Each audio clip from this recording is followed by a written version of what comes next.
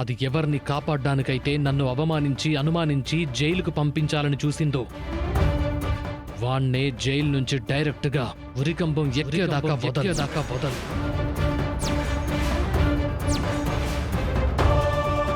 పాపం, ఇందులో సిద్ధు తప్పేముందండి? చెయ్యని తప్పుకి ఆల్రెడీ శిక్ష అనుభవిస్తున్నాడు. లేదు, వాడికి ఊరు శిక్ష పడితేనే తులసి విషయంలో నా పొగ చల్లారుతుంది. అయ్యో, అది కాదు సౌపర్ణిక. అది సిద్ధు నాకెంత ఇంపార్టెంటో నీకు కూడా తెలుసు కదా. సిద్ధుకేమైనా అయితే నేను తట్టుకోలేను. ఏ, నువ్వు పరాయి దాని మొగుడి కోసం అంత ఆరాటపడుతుంటే నేను మెళ్ళో తాళి కట్టిన భర్త గురించి ఎంత ఆలోచించాలి?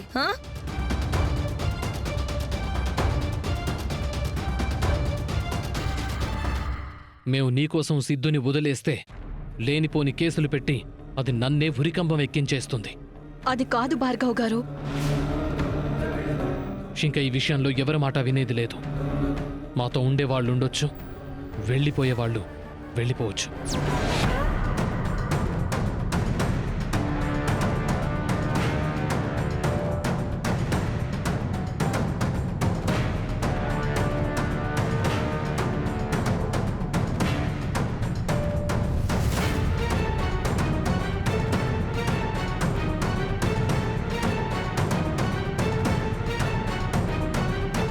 ఎలాగైనా సిద్ధుని కాపాడుకోవాలి. కానీ ఎలా?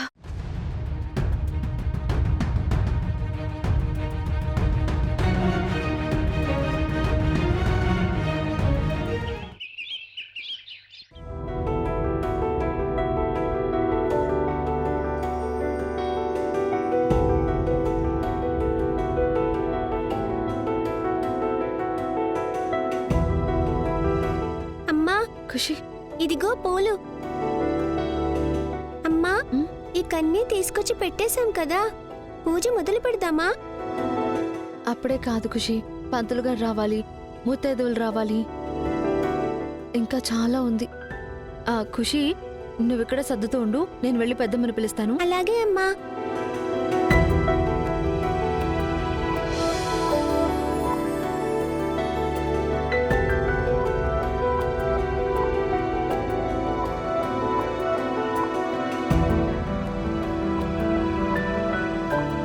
అక్క,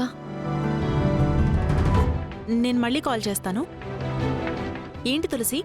చెప్పాను కదక్కా, 3 రోజుల పూజ మొదలు పెడుతున్నానని.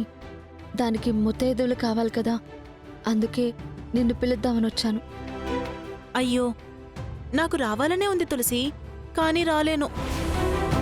ఏ అక్క? ఇవాళే కాదు, 3 రోజుల్లో ఏ రోజు రాలేను. అర్థమైందక్క, పర్వాలేదు, నేను బయట వాళ్ళని పిలుస్తాను. ఇప్పుడు అత్తయ్యను కూర్చోమనడం కూడా కరెక్ట్ కాదు. అత్తయ్యకి ఆరోగ్యం బాలేదు, ఎవరినైనా వెళ్ళి అడగాలి.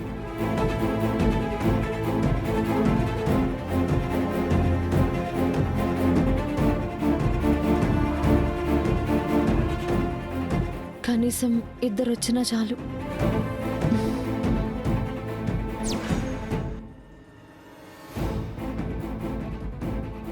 నీ పూజ ఫలించడానికి నేనెందుకొస్తానే? నిన్ను కూడా ఆ పూజ చెయ్యనివ్వను, సిద్ధుని బయటికి రానివ్వను. ఇప్పుడే వీధిలో ఉన్న ముత్తైదువులెవ్వరూ రావద్దని ఫోన్ చేస్తాను.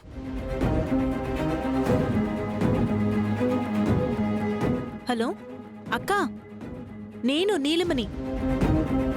తులసి మీకోసం వస్తోంది.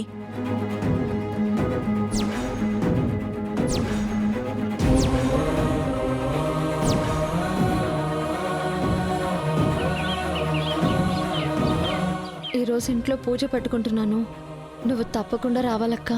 తులసి, నాకొంట్లో బాగాలేదమ్మా, లేకపోతే నేను వచ్చేదాన్ని. పర్లేదులే అక్క, వస్తాను.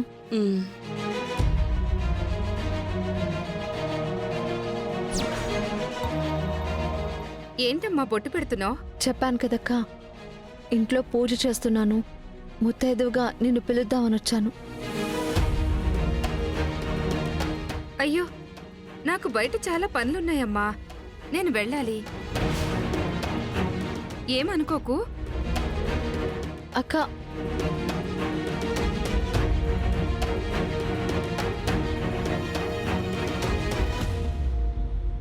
ఇవాళ ఇంట్లో పూజ చేస్తున్నాను. ముత్తైదుగా మిమ్మల్ని పిలుద్దామని వచ్చాను. నా కూతురు కడుపుతో ఉందని తెలుసు కదమ్మా, లేకపోతే ఖచ్చితంగా వచ్చుండేదాన్ని. ఏమనుకోకమ్మా తులసి. పర్లేదులే అత్త, వస్తాను. సరేనమ్మా. ఏమైంది తులసి? పిన్ని, ఏం లేదు.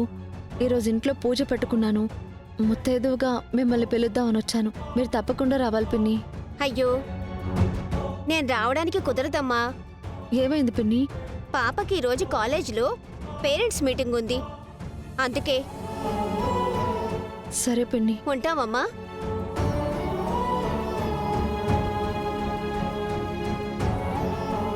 ఈరోజు ఇంట్లో పూజ పెట్టుకున్నాను. మీరు తప్పకుండా రావాలి, అందుకే వచ్చాను. లేదమ్మా, కుదరదు. ఇవాళ మా పెళ్లి రోజు, మేమే గుడికి వెళ్ళాలి. ఇంకెవరినైనా చూసుకోమ్మా.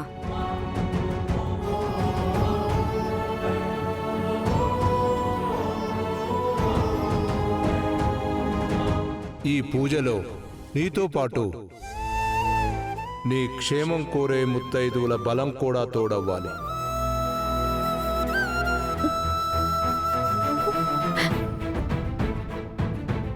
ఇంట్లో వాళ్ళు, ఇంటి పక్క వాళ్ళు ఎవరూ రావట్లేదు.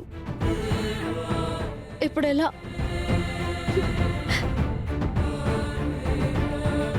వాణి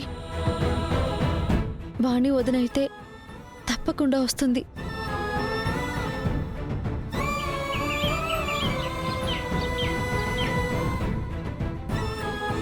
తులసి, ఒక్కదానివే వచ్చావే? రా, లోపలికి వెళ్దాం. పర్లేదు వదినా. అరే, కాఫీ అయినా తాగదు, పద. ఇప్పుడేం వద్దొదినా. మరేం కావాలంట?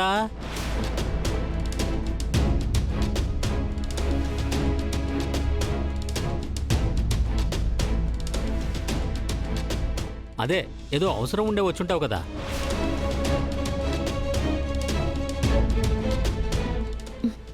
నువ్వు చూసావు కదా వదినా, మా ఇంటి పరిస్థితులు ఎలా ఉన్నాయో. ఆయన చెయ్యని తప్పుకి జైల్లో శిక్ష అనుభవిస్తున్నారు. అందుకే దోషాలన్నీ పోయి ఆయన క్షేమంగా ఇంటికి తిరిగి రావాలని ఇంట్లో 3 రోజులు పూజ చేస్తున్నాను వదినా. ఆ పూజకి నువ్వు ఖచ్చితంగా రావాలి. అయ్యో, దానికోసం నువ్వు ఇంత దూరం రావాలా తులసి? నువ్వొక్క ఫోన్ చేస్తే నేను వచ్చేదానిగా. నీకు ఫోన్ ఎందుకే? మెసేజ్ పెట్టినా ఎగేసుకుని వెళ్ళిపోతావు కదా. ఈసారి నువ్వు ఇంట్లోంచి కాలు బయట పెట్టావనుకో, ఊరుకోనేదే లేదు. తను మీ సొంత చెల్లెలండి. అయితే ఏంటి? నన్ను చెల్లనోడిని చేశారు కదా.